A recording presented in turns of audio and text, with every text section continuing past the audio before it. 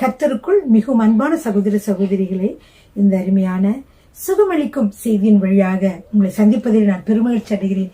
பிரியமானவர்களே, இந்த அருமையான நாளிலும் கர்த்தர் உங்கள் மத்தியிலே செய்தியை பகிர்ந்தழிக்க கர்த்தர் தந்த கிருபைகளுக்காக நன்றி செலுத்துகிறேன். பிரியமானவர்களே, ஹல்லேலூயா.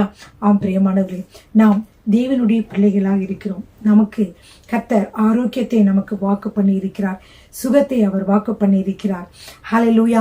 அப்படிப்பட்ட தேவன் நமக்கு அது மட்டுமல்ல, நமக்கு அதிகாரத்தையும் கொடுத்திருக்கிறார். இதுவரைக்கும் இந்த காரியங்களாம் நாம் பார்த்தோம். பிரியமானவர்கள், இன்று கூட நாம் ஒரு புதிய காரியத்தை நாம் பார்க்க போகிறோம். சங்கீதம் 91 நாம் பார்க்கிறோம். உன்னதமானவரின் மறைவில் இருக்கிறவன் சர்வ வல்லவருடைய நிழலில் தங்குவான். பிரியமானவர்களே, நீங்கள் எப்படி இருக்கிறீர்கள்? நீங்கள் வியாதியினாலே நீங்கள் கஷ்டப்பட்டு கொண்டிருக்கிறீர்களா? கடன் பிரச்சனையினாலே நீங்கள் கஷ்டப்பட்டு கொண்டிருக்கிறீர்களா? அல்லது குடும்பத்திலே பிரச்சனைகளினாலே நீங்கள் கஷ்டப்பட்டு கொண்டிருக்கிறீர்களா? இல்லது உறவு முறைகளை, கணவன் மனைவி, பிள்ளைகள், தாய் தகப்பன்மார்களுடைய உறவு முறைகள் நீங்கள் மிகவும் கவலைப்பட்டு கொண்டிருக்கிறீர்களா? இது எல்லாவற்றின் வழியாகவும் சாத்தான் நம்மை டிஸ்டர்ப் பண்ணுவான், சோதிப்பான். நீங்க எவ்வளவு சந்தோஷமா நீங்க கர்த்தருக்குள் இருக்கணும்னு நினைச்சா கூட நீங்க யார் மூலியமாவது அவன் டிஸ்டர்ப் பண்ணுவான். ஆனா இந்த அதிகாரம் உங்களுக்கு உரியதாக இருக்கிறது என்பதை நீங்கள் தெரிந்து வைத்துக் கொள்ளுங்கள். எப்பொழுதும் நீங்கள் சாத்தான் உங்களின் காலின் கீழே. ஹல்லேலூயா. நீங்கள் ஜெபிக்கிற பொழுது நீங்கள் என்ன செய்ய முடியும்? பிசாசுகளை துரத்துவீர்கள் என்று சொல்லி நம்ம அதிகாரத்தெல்லாம் உங்களுக்கு இருக்குதுன்னு நான் சொன்னேன். அதனால நம்ம வாழ்க்கையில பிரச்சனைகளை உண்டு பண்ணுகிற அந்தகார சக்தியின் வல்லமைகளை நீங்கள் துரத்த முடியும். உங்கள் கர்த்தர் அந்த வல்லமையை கொடுத்திருக்கிறார். பிரியமானவர்கள், எனவே நீங்கள் எப்பொழுதும் நீங்கள் எதை குறித்தும் நீங்கள் கவலைப்பட வேண்டியதில்லை, நீங்கள் பயப்பட தேவையில்லை. இன்றைய நாளிலே அதை குறித்ததான காரியங்களை உங்கள் மத்தியிலே நான் சொல்ல விரும்புகிறேன். பிரியமானவர்களே, சங்கீதம் 91 மிகவும் அருமையான ஒரு சங்கீதமாக இருக்கிறது. எல்லா இடங்களிலும் பார்த்தாலும் இந்த சங்கீதம் 91 மிகவும் மென்மையாக சொல்வார்கள். அதனுடைய காரியங்களை தான் இந்த நாளிலே உங்கள் மத்தியிலே நான் சொல்ல போகிறேன். சரிங்க, இந்த அருமையான ஒரு பாடல் வழியாக நான் உங்களுக்கு சொல்ல விரும்புகிறேன். இந்த உன்னதமானவரின் உயர் மறைவில் இருக்கிறவன் சர்வ வல்லவருடைய நிலையில் தங்குவான் என்று சொல்லப்பட்ட இந்த சங்கீதம் 91 பார்த்தீங்கன்னா தமிழ் பழைய பாடல ஒரு பாடல் உங்கள் மத்தியிலே நான் பாட விரும்புகிறேன்.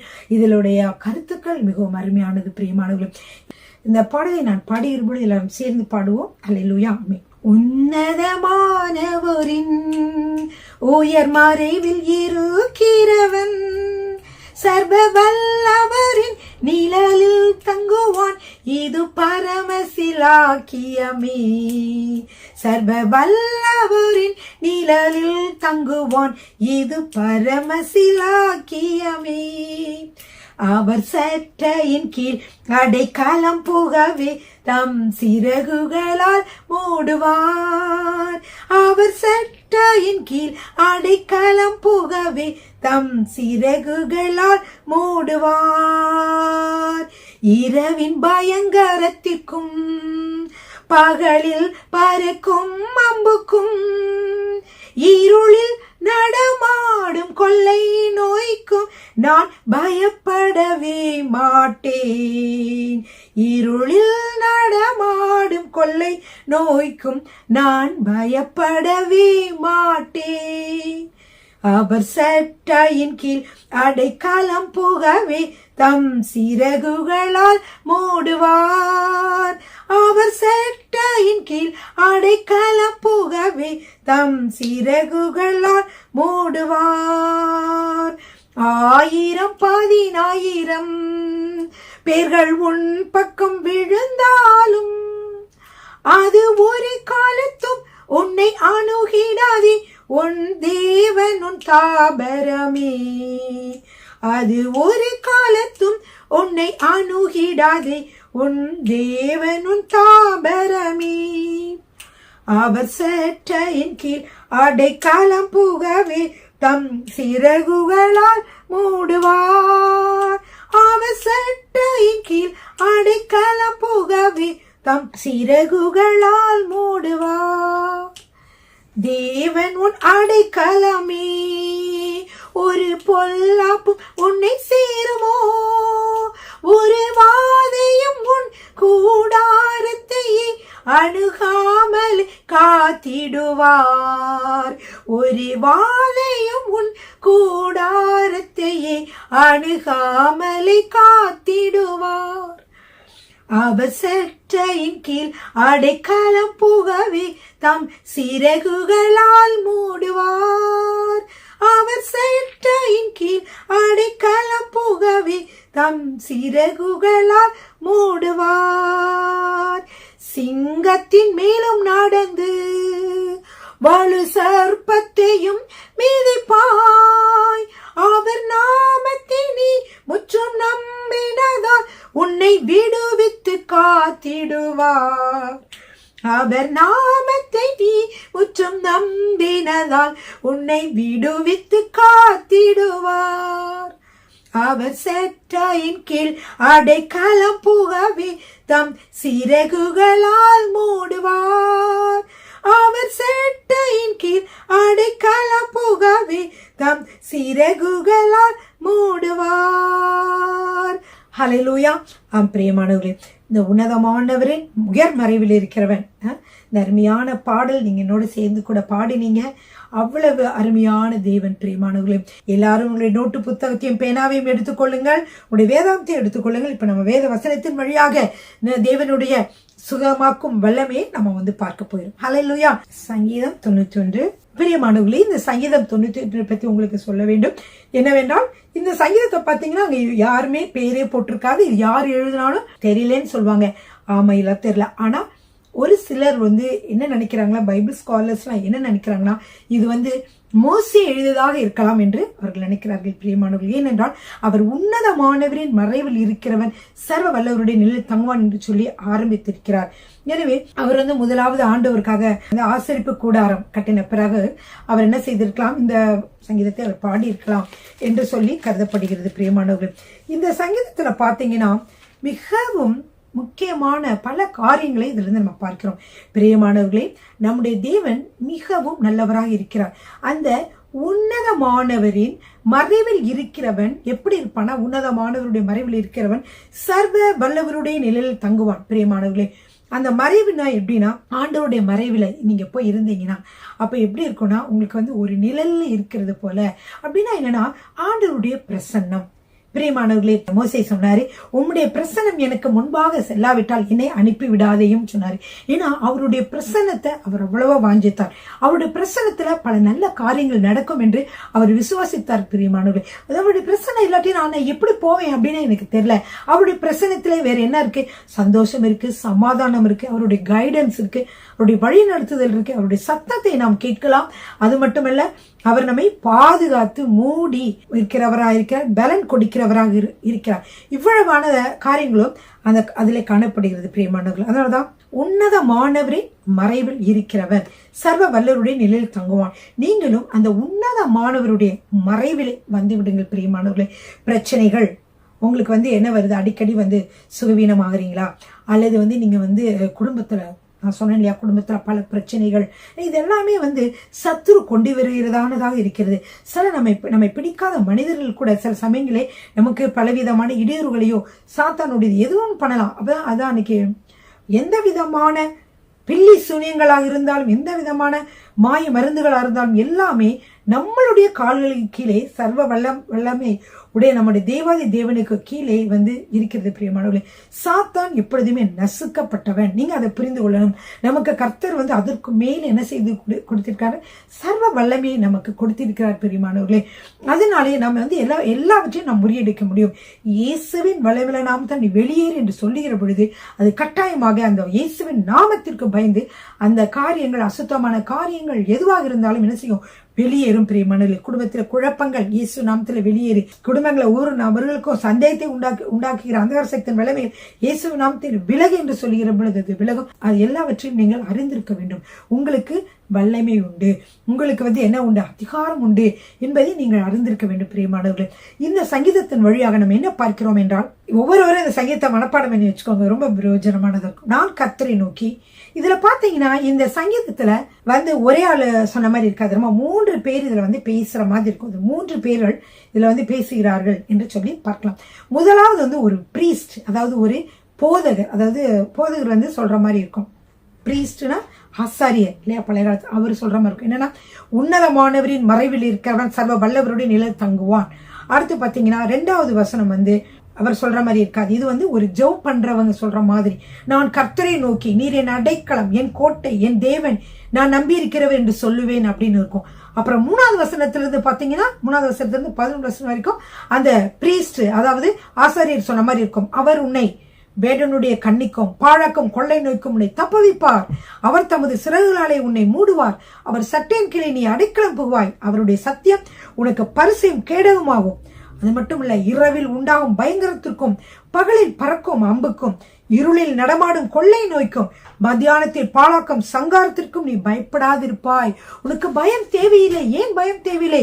ஏனென்றால் நீ உன்னதமானவனுடைய அடைக்கலத்திற்குள்ளாக வந்து விட்டாய். உன்னதமானவரின் மறைவுக்குள்ளாக நீ இருக்கிற பொழுது, அவரை துதிக்கிற பொழுது, ஸ்தோத்திரிக்கிற பொழுது, பாடலை பாடி ஜெபிக்கிற பொழுது, அவருடைய வார்த்தைகளை சொல்லுகிற பொழுது, பிரியமானவர்களே, நீங்கள் உன்னதமானவருடைய மறைவுக்குள்ளாக வருகிறீர்கள். அப்படி வருகிற பொழுது இவ்வளவு ஆசீர்வாதங்களுக்கும் நீங்கள் பாத்திரராக மாறிவிடுகிறீர்கள். பிரியமானவர்களே, பாருங்க, உன் பக்கத்தில் 1000 பேரும் உன் வலதுபுறத்தில் 10,000 பேரும் விழுந்தாலும் அது உன்னை அணுகாது. உன் கண்களால் மாத்திரம் நீ அதை பார்த்து துன்மார்க்கருக்கு வரும் பலனை காண்பாய். எனக்கு அதுக்கப்புறம் பாத்தீங்கன்னா 9வது வசனம் வந்து பிரேயர் பண்றவர் சொல்ற மாதிரி இருக்கும். எனக்கு அடைக்கலமாய் இருக்கிற உன்னதமான கர்த்தரை உனக்கு தாபரமாக கொண்டாய். அதுக்கப்புறம் திருப்பி அவர் சொல்ற மாதிரி இத ஆசாரியர் சொல்ற மாதிரி இருக்கும். ஆகையால் பொல்லாப்பு உனக்கு நேரிடாது, வாதை உன் கூடாரத்தை அணுகாது. உன் வழிகளெல்லாம் உன்னை காக்கும்படிக்கு உனக்காக தம்முடைய தூதர்களுக்கு கட்டளையிடுவார். உன் பாதம் கல்லில் இடராதபடிக்கு அவர்கள் உன்னை தங்கள் கைகளில் ஏந்தி கொண்டு போவார்கள் அப்படின்னு சொல்வார். அது மாதிரி இல்லை, அது மட்டும் இல்லை, இன்னொன்னு, சிங்கத்தின் மேலும் விரியன் பாம்பின் மேலும் நீ நடந்து பாலசிங்கத்தையும் வலுசர்பத்தையும் மிதித்து போடுவாய். உனக்கு பயமே அவசியம் இல்லை. என்னெல்லாம் சொன்னாரு பாருங்க. ஆசிரியர் சொல்ற மாதிரி நீங்க பாக்கிற பொழுது 3வது வசனத்திலிருந்து 13வது வசனம் வரைக்கும் நீங்க வருகிற பொழுது பாத்தீங்கன்னா என்னென்ன சொல்லியிருக்காரு பாருங்க. உன்னை வேடுடைய கண்ணிக்கு தப்பிப்பார். அவர் தமது சிறகுகளாலே உன்னை மூடுவார். பாருங்க, வேடுடைய கண்ணினா சாத்தான் வந்து மறைவா நமக்கு வச்சிருக்கிற கண்ணிகள். நம்ம நல்லா சந்தோஷமா இருப்போம். நம்மளுக்கே தெரியாம ஏதாவது குழிகள், நமக்கே தெரியாம ஏதாவது காரியங்கள் வச்சிருக்கான். நம்ம அது வந்து நம்ம நண்பர்களோட பழகிட்டு இருக்கலாம். அது வழியா வந்து அவன் ஏதாவது வந்து மறைவான கண்ணியை கொடுத்துருக்கலாம். இல்ல நம்ம எந்த காரியத்திலும் வர. ஆனா என்ன செய்கிறார் ஆண்டவர் என்ன செய்கிறார் தெரியுமா? தப்பு வைக்கிறார். உன்னை வேடனுடைய கண்ணிக்கும் பாழாக்கும் கொள்ளை நோய்கள் உலகம் எங்கும் இருக்கிறதா, அந்த பாழாக்கும் கொள்ளை நோய்க்கும் உன்னை தப்பி வைப்பார். அப்புறம் என்ன செய்கிறார்? உன்னை தமது சிறகுகளாலே மூடி பாதுகாக்கிறார். சிறகுகளால ஒரு கோழி கொஞ்சம் வந்து கோழி எப்படி அப்படியே மூடி பாதுகாக்கிறது. அது அனலுக்காக போகுது, பகைவருக்காக பயந்துட்டு போகுது, ஒரு பாதுகாப்புக்காக போகுது. இது எல்லாத்துக்குமே அந்த கோழி வந்து சிறகுகளாலே மூடுவது போலே அவர் நம்மை சிறகுகளாலே மூடுகிறார். அவர் செட்டின் கீழே நீ அடைக்கலம் போவாய். அவருடைய சத்தியம் தான், அதனுடைய ட்ரூத், அவருடைய வசனம் உனக்கு பரிசையும் கேடகமா இருக்கும். ஒரு கேடகம்னா ஒரு ஆபத்துல அம்பு வந்து எய்கிற பொழுது அது பாதுகாக்க ஒரு பயன்படுகிற ஒரு இதான் கேடகம். அது மாதிரி சாத்தான் விடுகிற அம்புகளுக்கு எல்லாத்துக்குமே கேடகம் எது? உனது சத்திய வசனம். சத்திய வசனத்தை சொல்லி அந்த வருஷத்தின் வல்லமையில் இயேசு நாமத்தில் முறிந்து போ, கர்த்தர் என்னை பாதுகாக்கிறவராய் இருக்கிறார், என்னை சோமாக்கிறவராய் இருக்கிறார் அப்படின்னு சொல்லி நீங்க கர்த்தருடைய வசனத்தை நீங்க வந்து சொல்றீங்க. அதுதான் உங்களுக்கு கேடகமாக இருக்கிறது. அது மட்டும் இல்ல, இரவு நேரத்துல உண்டாகக்கூடிய பயங்கரத்திற்கும் பகலில் பறக்கிற அம்புகள், இது என்னது? சாத்தானுடைய அம்புகளை காட்டுகிறது. இருளில் நடமாடும் கொள்ளை நோய்கள் இருந்தாலும், மத்தியானத்தில் பாழாக்கும் சங்காரம், எதுவாக இருந்தாலும் அதற்கு நீ பயப்படவே மாட்டே. ஏன்? நீ வந்து உன்னதமானவரின் மறைவில் தங்கி இருக்கிறாய். நீ பயப்பட வேண்டிய அவசியமே இல்லை. அப்புறம் பாருங்க, உன் பக்கத்தில் 1000 பேரும் உன் வலது பக்கத்தில் உங்களுக்கு எத்தனை பேரு யாரால் எதிராக வந்து என்ன செஞ்சாங்க, செய்வினைகள், மருந்துகளோ எது வந்து உங்களுக்கு செய்தாலும் வந்து உங்களுக்கு என்ன செய்யுது? வாய்க்காதே போகும். அப்படின்னா என்னன்னா, அது வாய்க்காது போகும், அது நடக்கவே நடக்காது. சரிங்களா? உன் பக்கத்தில் 1000 பேரும் உன் வலதுபுறத்தில் 10,000 பேரும் விழுந்தாலும் அது உன்னை அணுகாது. உன் கண்களால் மாத்திரம் இதை பார்த்து உனக்கு துன்மார்க்கருக்கு வரும் பலனை காண்பாய். உனக்கு விரோதமாக செய்த துன்மார்க்கர்கள் என்ன செய்வாங்க? அவங்களுக்கு வந்து பலனை நீ காண்பாய். எனக்கு அடைக்கலமாய் இருக்கிற உன்னதமான கர்த்தர் உனக்கு தாபரமாக கொண்டாய். ஆகையார் பாருங்க, பொல்லாப்பு உனக்கு நேரிடாது, வாதி உன் கூடாரத்தை அணுகாது. எல்லாமே அருமையான வாக்குத்தத்தங்கள். பிரியமானவர்களே, உன் வழிகள் எல்லாம் உன்னை காக்கும்படிக்க உனக்காக தம்முடைய தூதர்களுக்கு கட்டளையிடுவார். உன் பாதம் கல்லில் இடராதபடிக்கு அவர்கள் உன்னை தங்கள் கைகளில் ஏந்து கொண்டு போவார்கள். வழிகள் எல்லாம் நீ தவறி விழுந்துடக்கூடாதுன்னு உன்னைய பாதத்தை வந்து கொண்டு போறேன். பிரியமானவர்களை, ஒரு தடவை எனக்கு வந்து ஞாபகம் இருக்குது, மேல கர்த்தர் செய்த அற்புதம், அதை உங்க மத்தியில சொல்ல விரும்புகிறேன். ஒரு நாள் நானும் என் கணவர், கண்ணுடைய நண்பர் 3 பேரும் வந்து அப்படி நடந்து போயிட்டு இருந்தோம். போயிட்டு இருக்கும்போது ஒரு பிளாக்ல இருந்து இறங்கி அங்கே ஒரு ப்ரேயர் பண்ணிட்டு நம்ம நடந்து போயிட்டு இருக்கோம். அந்த பக்கம் வந்து நடந்து போயிட்டு இருக்கும்போது கீழே வந்து தரை இருக்குல்ல, தரை வந்து மண் தரை இருக்காது, கொஞ்சம் சிமெண்ட் தரமா இருந்துச்சு. அதில் வந்து கல் கூட இருந்துச்சு நேரத்தில் ஒரு தரை தான். அந்த தரையில் நாங்கள் வந்து நடந்து போயிட்டே இருக்கும்போது திடீர்னு நான் தடிக்கி இப்படி மொட்டை மல்லாக்க விழுந்துட்டேன். பிரியமானவர்களே, மொட்டை மல்லாக்க இப்படி விழுந்துட்டேன். ஆனால் விழுந்துட்டு தடிக்க விழுந்துட்டு அப்புறம் நான் எழுந்திருக்கிறேன். ஆனால் அங்கேருந்து நான் தவறி விழுந்து ஒரு காயில் அப்படியே கீழே விழுகும்போதே அப்படி ஒரு பொண்ணு போல ஒரு மாதிரி சாஃப்டாக விழுந்த மாதிரி இருந்துச்சு. திருப்பி நான் எந்திரிச்சிட்டு ஒன்றும் அடியுமே இல்லை, ஒரு வலி இல்லை, ஒன்றுமே இல்லை. ஆனால் அங்கேருந்து நிறைய பேர் டபக்குன்னு விழுகுறாங்க, உடனே காயம், எலும்பு முறிவுன்றாங்க, இப்படின்றாங்க, ரத்தம் வந்துச்சுன்றாங்க, பலது. ஆனால் எனக்கு இப்படி விழுந்து கூட இந்த தலையிலையோ ஒன்றுமே அடிபடலை. அப்போது அங்கேருந்து தடாரம் விழுகும்போது புவிப்பு சக்தி இழுத்தாலும் அங்கே வந்து தேவதூர்களை கொண்டு கர்த்தர் பாதுகாத்திருக்கிறார். அதனால நான் மறக்கவே முடியாது. கர்த்தருக்கு ஸ்தோத்திரம். அதான் உன் வழியில் எல்லாம் உன்னை காக்கும்படி உனக்காக தம்முடைய தூதர்களுக்கு கட்டளையிடுவார், உன் பாதம் கல்லில் இடராதபடிக்கு அவர்கள் உன்னை தங்கள் கைகளில் ஏந்தி கொண்டு போவார்கள். அல்லேலூயா. அவ்வளவு இது மாதிரி நிறைய பேர் ஆக்சிடென்ட் ஆயிருக்கும் போது நிறைய தேவ ஊழியர்கள் சொல்லி நான் கேள்விப்பட்டிருக்கேன். அது மாதிரி இது ஒரு அருமையான சாட்சி கர்த்தர் கொடுத்தது.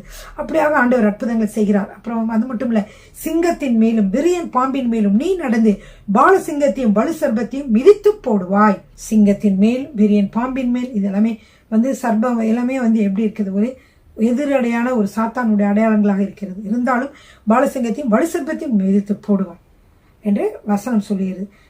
சிங்கத்தில் சில சமயத்தில் சிங்கத்தை வந்து சாத்தானுக்கு இதாக சொன்னாலும் பிற்காலங்களில் பார்த்தீங்கன்னா அந்த சாத்தான் அந்த சிங்கத்தை முறித்து போட்ட யூத ராஜ சிங்கமாக ஏசப்பா வந்து உயிரோடு எழுந்து அந்த சாத்தான் மிதிச்சார். பிரியமானவர்களே, சரிங்களா? சரிங்க. அப்புறம் வந்து என்னன்னா 14, 15, 16 மிகவும் முக்கியமான வசனங்கள். இதில் தான் உங்களுக்கு வந்து நிறைய காரியங்கள் நான் சொல்ல போகிறேன். கர்த்தர் வந்து நமக்காக கொடுத்த 8 வாக்கு தத்தங்கள், 8 அருமையான வாக்கு தத்தங்கள் இந்த 14, 15, 16 காணப்படுது. இந்த 14, 15, 16 பார்த்தீங்கன்னா இது ஒரு ஆசாரியர் அல்லது பிரீஸ்ட் சொன்ன மாதிரி இருக்காது, இதை ஜெபிக்கிற ஒருத்தர் சொன்ன மாதிரி இருக்காது. இந்த 3 வசனங்களும் தேவாதி தேவன் சொன்ன வசனங்கள். பிரியமானவர்களே, ஹல்லேலூயா.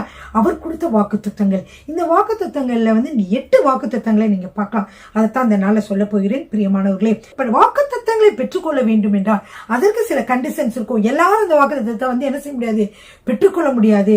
கர்த்தர் வந்து ஒரு நிபந்தனையோடு தான் இந்த வாக்கு தத்துவங்களை எல்லாம் கொடுக்கிறார். ஏன், உலக பிரகாரமான மக்களுக்கு அது உரியதே இல்லை, அவங்களுக்கு அதுக்கு சம்பந்தமே இல்லை, அவங்களுக்குலாம் இந்த மாதிரிலாம் நடக்காது. ஆனா தேவனுடைய பிள்ளைகளுக்கும் சில கட்டுப்பாடுகள், சில காரியங்கள் ஆண்டவர் சொல்லுவார். அப்படிப்பட்ட மக்களுக்கும் அது என்ன செய்யும்னா அது வந்து பழிக்கும். இதுல வந்து பாத்தீங்கன்னா அவர் சொல்றாரு, அவன் என்னிடத்தில் வாஞ்சா இருக்கிறபடியால் அவனை விடுவிப்பேன், அவனை விடுவிப்பேன். எல்லா பிரச்சனையிலிருந்தும் கர்த்தர் உங்களை விடுவிக்கிறவராக இருக்கிறார். முதலாவது வாக்கு தத்தம் எழுதி வைத்துக் கொள்ளுங்கள்.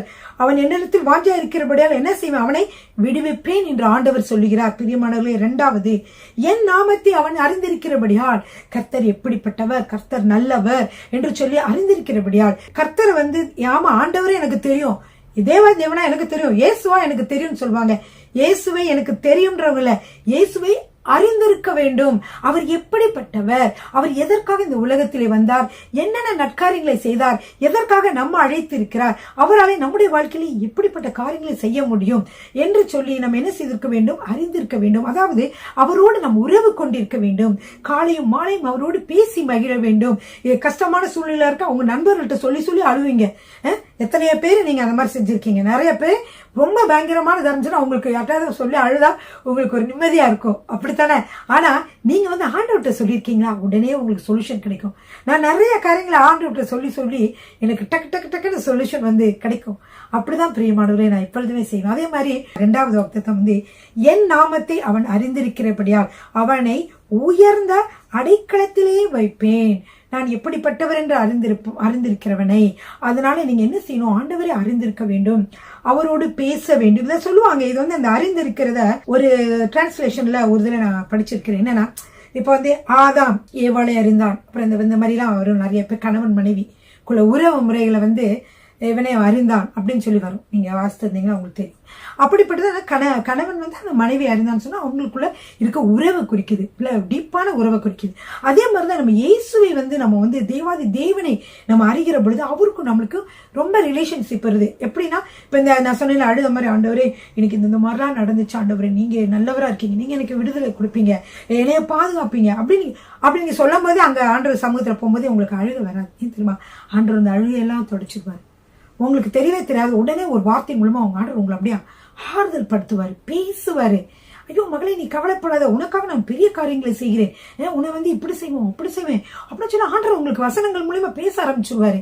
இப்ப இந்த கண்ணீரை வந்து காண்கிற தேவன் அவர் வசனம் சொல்லிடுது இல்லையா? அப்படிப்பட்ட நல்ல நேசராக அன்புள்ளவராக இருக்கிறார். பெரியமானவர்களுமா நண்பர்கள்கிட்டயோ கணவன் கிட்ட கூட நிறைய மனைவிமார்கள் நீங்க இந்த காரியத்தை கேட்டு கேட்டு அழுதுருப்பீங்க, அழுது நீங்க வந்து கேட்டிருப்பீங்க. நீங்க தேவன்கிட்ட கேளுங்க, உங்களுக்கு உடனே கிடைக்கும். தேவன் தான் நீங்க முதல் கேட்கணும். அவர்கிட்ட கேட்டு அவரால் முடிஞ்ச அவர் செய்வாரு, இல்லாட்டினா முடியாது. அவர் சில சமயத்தில் அவங்களுக்கு முடியலன்னு சொல்லுவாங்க. நீங்க 2 பேரும் சண்டை போட்டுக்கிட்டு நிறைய காரியங்களை நீங்க அப்படி இருப்பீங்க. நீங்க அப்படி இருக்கவே இருக்காதீங்க. இன்னைக்கு நான் உங்களுக்கு ஒரு ரகசியத்தை சொல்லித்தரேன். நீங்க ஆண்டவர்கிட்ட போய் கேளுங்க, உங்களுக்கு என்ன மாதிரி வேணுமா? ஆண்டவரே எனக்கு இது வேணும், எனக்கு இது வேணும், இது வேணும் நீங்க கேளுங்க.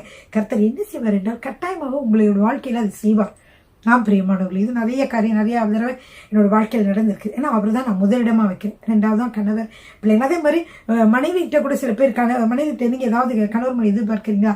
நீங்க அவங்கள்ட்ட சொன்ன பிரச்சனைகள் சண்டைகள் வந்து நீங்க ஆண்டவர்கிட்ட சொல்லுங்க. ஆண்டவர் என் மனைவி இப்படிதான் செய்யணும்னு நான் எதிர்பார்க்கிறேன். என்னோட வீட்டுல வந்து சமையல் மற்ற காரியங்கள் எந்த காரியங்களா என்னோட சொந்தக்காரவங்களோட அம்மா பிள்ளை அவங்களோட பேசும்போது வந்து அன்பா பேசணும் அப்படின்னு நீங்க நேரிலே மனைவி கிட்ட போய் சொல்லிட்டு இருந்தா கூட சண்டை வரும். ஒரு தடவை சொல்லுங்க, கேட்கலையா? நீங்க ஆண்டவர்கிட்ட போய் சொல்லுங்க, ஆண்டவரே என்னோட மனைவி வந்து இப்படிலாம் நடக்கும் நான் விரும்புறேன். தப்பே கிடையாது. கர்த்தர் என்ன செய்வாரு? அன்பா செஞ்சு சரி மகனே உனக்கு கட்டாயமா செய்யறேன்னு சொல்லி ஆண்டவர் என்ன செய்வார்? உங்க மன விருப்பத்தை எல்லாம் அவர் நிறைவேற்றுவார். பெருமாள் எல்லாத்தையும் சொல்லலாம்.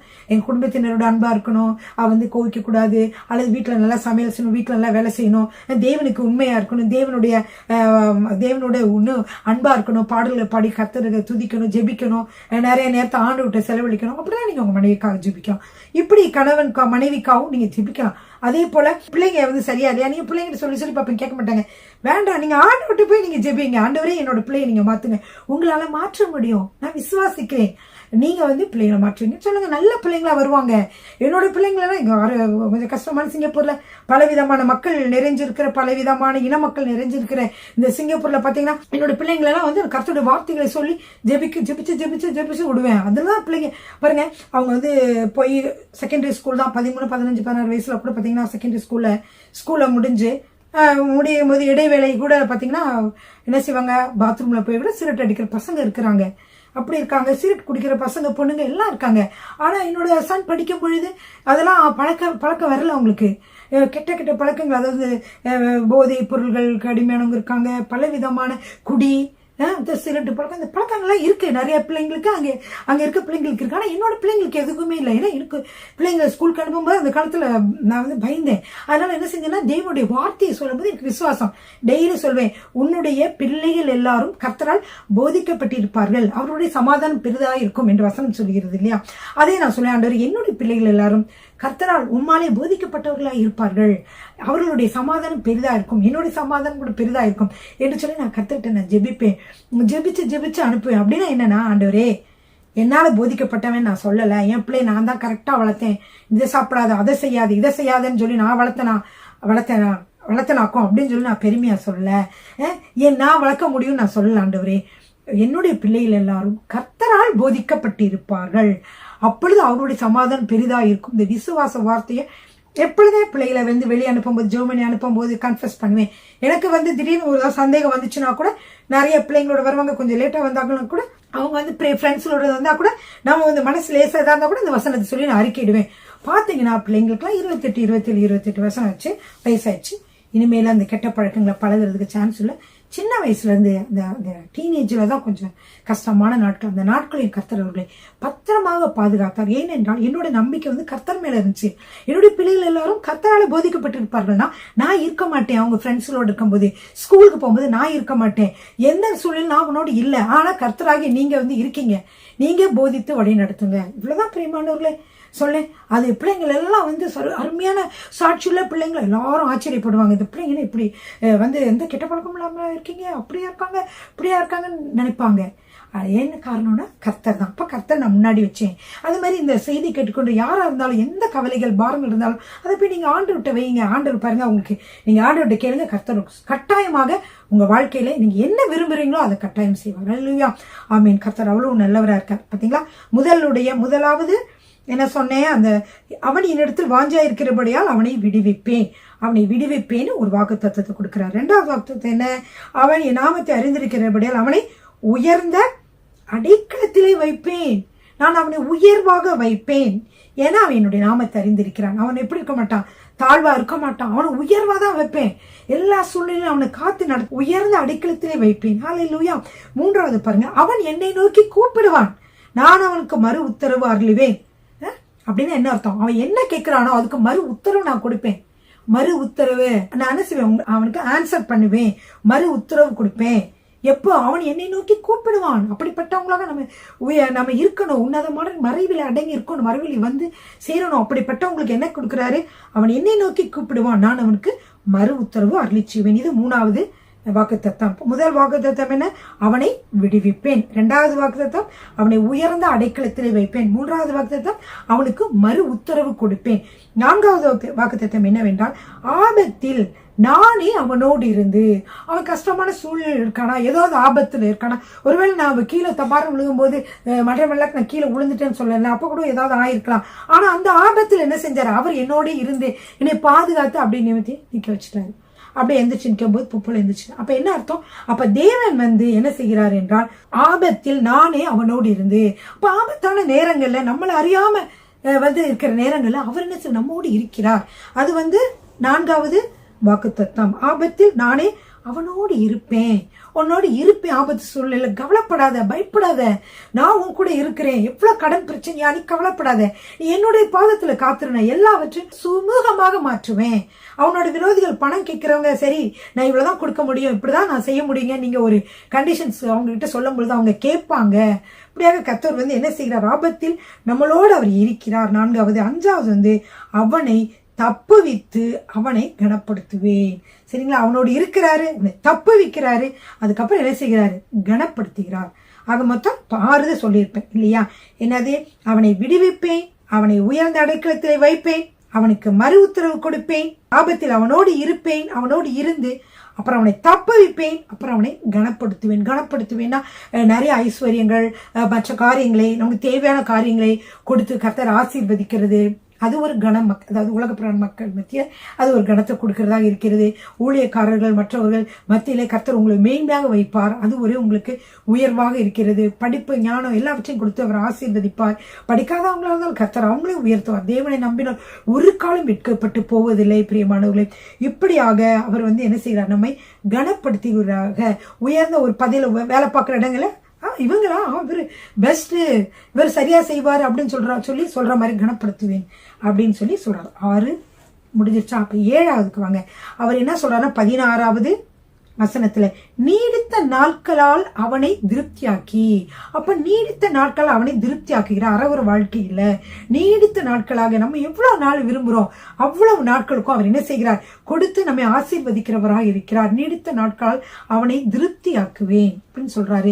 கடைசியில் என் ரட்சிப்பை அவனுக்கு காண்பிப்பேன். அது வந்து கடைசியான இது. கர்த்தர் அவருடைய சால்வேஷன், அவருடைய விடுதலை, அவர் ரட்சிப்பை நமக்கு காண்பிக்கிறவராக இருக்கிறார். பெரியமானவர்களே, இப்பொழுது மட்டுமல்ல, முற்று முடிய நம்ம ரட்சித்து கடைசி வரைக்கும் நம் பரலோகத்தில் சேர்க்கிற வரைக்கும் நம்ம எந்த பிசாசின் வல்லமையும் தாக்காதபடிக்கு நம்ம வந்து பரலோகத்தில் வரைக்கும் ரட்சிப்பை காண்கிறவராக, அவரை ரட்சிப்பை காட்டுகிறவராக இருக்கிறார். பெரியமானவர்களே, முற்று முடிய ரட்சிக்கப்படுகிறவனே, முற்று முடிய ரட்சிக்கப்படுகிறவன் ரட்சிக்கப்படவும் வசனப்படுகிறது. அப்ப ஒவ்வொரு காரியங்களும் நீங்க என்ன செய்றீங்கன்னா, ரட்சிக்கப்படுகிற ஒவ்வொரு காரியத்திலும் அவர் வந்து என்ன செய்யறார், உங்களை பாதுகாத்து கடைசி வரைக்கும் என்ன செய்யறார், நம்மை ரட்சிப்பை அவர் நமக்கு காண்பிக்கிறவராக இருக்கிறார். நீடித்த நாட்களால் நம்ம திருப்தியாக்கி என் ரட்சிப்பை அவனுக்கு காண்பிப்பேன். ஹல்லேலூயா. அவன் என்னிடத்தில் வாஞ்சா இருக்கிறபடியால் இருக்கலாம். அதுல வந்து சொல்றேன், உங்க பேரை சொல்லிக்கலாம், நீங்க யாரை சொல்லிக்கலாம். உங்களுடைய பிள்ளைகளை கூட இந்த மாதிரி நல்ல கர்த்தருக்குள்ள பிள்ளை வரணும், கணவர் கர்த்தருக்குள்ள வரணும்னா கூட நீங்க என்ன சொல்லலாம், இதை அவரோட பேரை சொல்லலாம். இப்ப நீங்க வந்து உங்களுடைய பேரை சொல்லலாமா. ஷீலா கர்த்தரிடத்தில் வாஞ்சா இருக்கிறபடியால் ஷீலாவை விடுவிப்பார். அவருடைய நாமத்தை ஷீலா அறிந்திருக்கிறபடியால் ஷீலாவை உயர்ந்த அடைக்கலத்திலே வைப்பார். ஷீலா கர்த்தரை நோக்கி கூப்பிடுவாள், கர்த்தர் ஷீலாவுக்கு மறு உத்தரவு அருளி செய்வார். ஆபத்தில் கர்த்தரே ஷீலாவோடு இருந்து ஷீலாவை தப்புவித்து ஷீலாவை கனப்படுத்துவார். நீடித்த நாட்களால் ஷீலாவை திருப்தியாக்கி கர்த்தருடைய ரட்சிப்பை ஷீலாவுக்கு காண்பிப்பார். இப்படி நீங்க எழுதி வச்சுக்கலாம். உங்களுக்கு இதா இருக்கிற உங்க பேரை சொல்லி நீங்க அதை சுதந்திரத்துக் கொள்ளலாம் பிரியமானவர்களே. அல்லேலூயா. இதில் அவன்ற இடத்துல என் அப்படின்னு நீங்க போடலாம். நீங்க உங்க பேரையும் நீங்க போடலாம். அப்படியாக நீங்க சொல்லி நீங்க வாசித்து இது பண்ணுங்க. கர்த்தருக்கு ஸ்தோத்திரம். கர்த்தாவே, இந்த அருமையான வேலையிலும் ஆண்டவரே உம்மை நாங்கள் நோக்கி பார்க்கிறோம். நாங்கள் அருமையான உம்முடைய வார்த்தைகளை நாங்கள் கேட்டோம் ஆண்டவரே. கர்த்தாவே, நீர் வசனத்தை அனுப்பி குணமாக்கவே என்று சொன்னீங்களே ஆண்டவரே. சங்கீதம் 91 நாங்கள் இந்த நாளிலே மெடிடேட் பண்ணோம், தியானித்தோம் ஆண்டவரே. அதில் நீங்க கொடுத்த 8 வாக்குத்தத்தங்களையும் பார்த்தோம் ஆண்டவரே. நாங்கள் உம்முடைய உன்னதமான அடைக்கலத்துக்குள்ள வர உன்னதமானவரின் ஆண்டவரே மறைவிலே நாங்கள் விட ஆண்டவரே, எங்கள் ஒவ்வொருவருக்கும் கிருபை பாராட்டுங்க. அரை மணி நேரமோ 1 மணி நேரமோ சும்மா டைம் கிடைச்சுன்னா கர்த்தருடைய பாதத்தில் காத்திருந்து ஜெபிக்க ஒவ்வொரு பிள்ளைக்கும் நீங்க கிருபை பாராட்டுங்க ஆண்டவரே. அங்கே அற்புதங்கள் நடக்கிறது என்பதை அவர்கள் புரிந்து கொள்ளட்டும். அப்படியே ஆண்டவரே நீங்க செய்ய போவதற்காக நன்றி செலுத்துகிறேன். இயேசு கிறிஸ்துவின் வல்லமையுள்ள நாமத்தில் பிதாவே, ஆமீன்.